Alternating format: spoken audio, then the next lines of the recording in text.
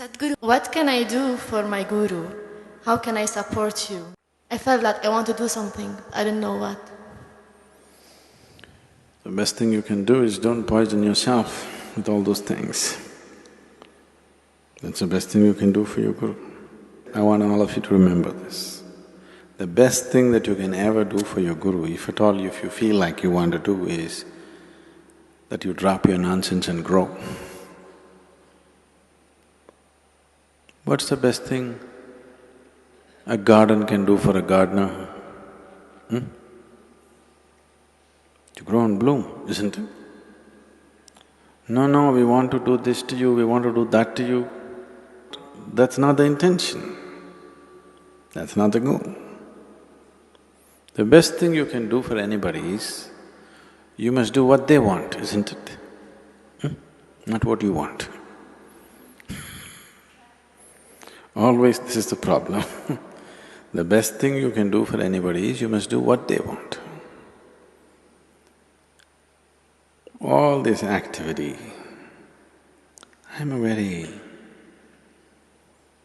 people who have known me early, I was an extremely taciturn person.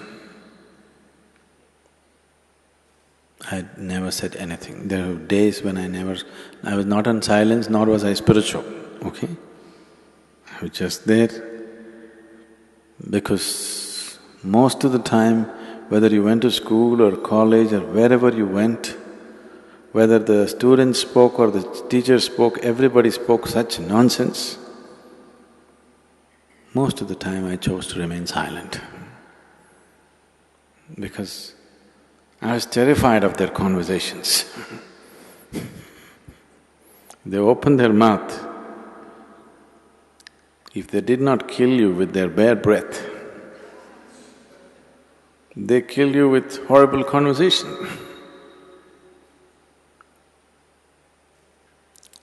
Very few people on this planet can simply joyfully say something, it doesn't matter. You don't have to say some great thing.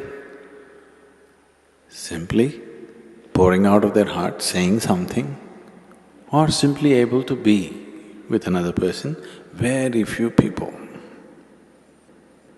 All others are desperately trying to be smart, or they're repeating something they heard somewhere, something they read somewhere, some nonsense endlessly. So I would never speak.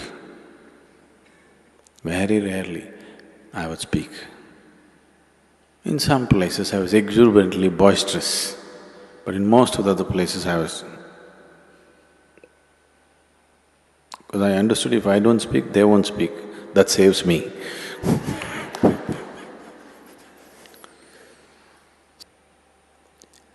So now all this endless talking, this activity, non-stop, doesn't matter where I am, constantly I'm in groups of people, not even with individual people, constantly with huge groups of people. Either in public, sitting behind a microphone, or wherever I walk, there are minimum 10 people around me. So, this is not my personal choice. This is a terrible need that there is in the world. That if you do not communicate the way people know, if you do not behave and act the way people know right now, if you don't walk 2 steps with them, you can never walk them in a different direction. So, there is nothing you can do. The best thing you can do is you grow and blossom. Drop your nonsense. Your past nonsense, you leave it to me, present nonsense you handle. If you do that, that's the best thing. Now suppose you died, even if I died, I will not stop the spiritual part of my activity. So I'm not so concerned about that. Yes, we're concerned. The foundation could be hurt, activity could be hurt, but not the spiritual part of the work. The concern is that people will be here and if they don't grow,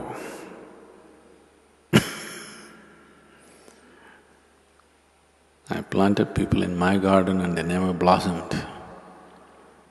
That I'm terrified of.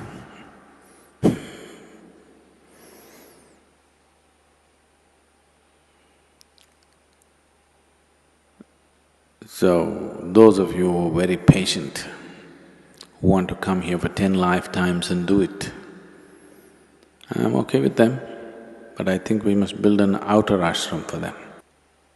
Even here there is, in a way, but we wouldn't like that to be here because of various reasons. We would like everybody who comes here to be absolutely there in the very core of what's happening.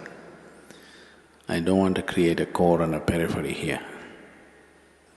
Here there's only one burning spot, that's everywhere. So, if you've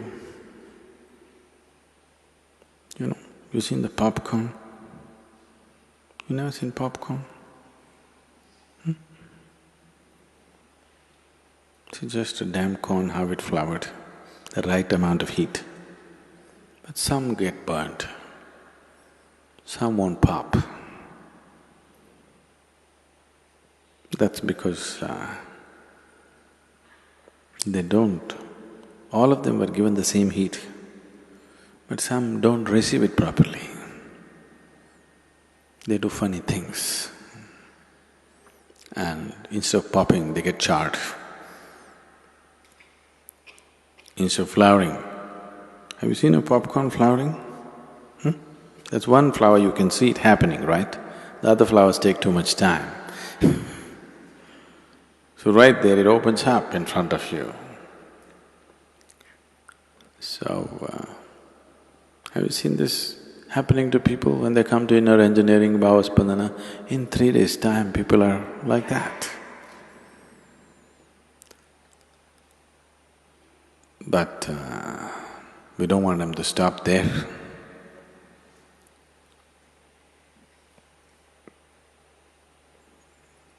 Because we are attanika asapadu people.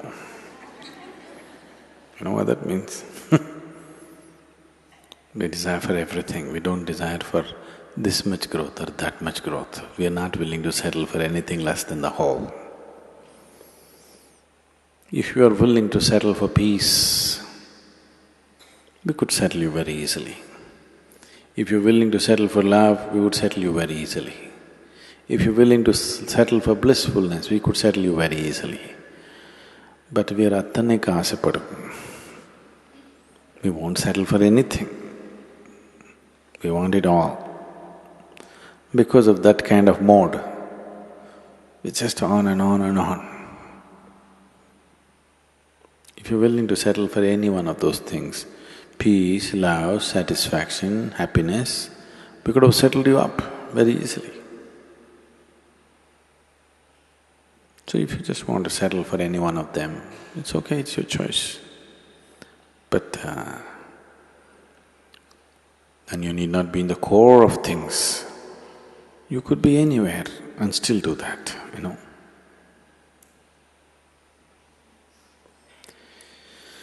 So, what could I do?